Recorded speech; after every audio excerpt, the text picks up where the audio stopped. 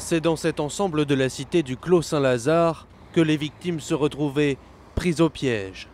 Les deux suspects interpellés par les policiers du commissariat de Stein ne s'en prenaient qu'à des hommes homosexuels rencontrés sur des sites internet spécialisés, un mode opératoire utilisé à de multiples reprises.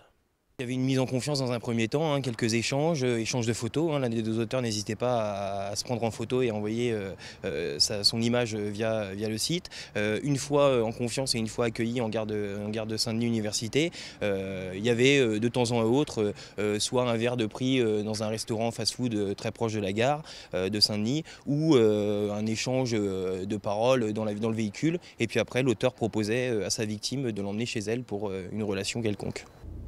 Une fois dans l'immeuble, les victimes étaient agressées puis contraintes sous la menace d'une arme de livrer carte bleue et code bancaire.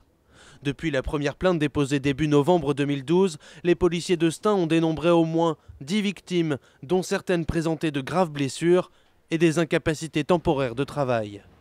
Les deux suspects, âgés d'une vingtaine d'années, sont des multirécidivistes et sont connus des services de police pour des faits similaires de vol et d'extorsion. Tous deux ont été placés en garde à vue.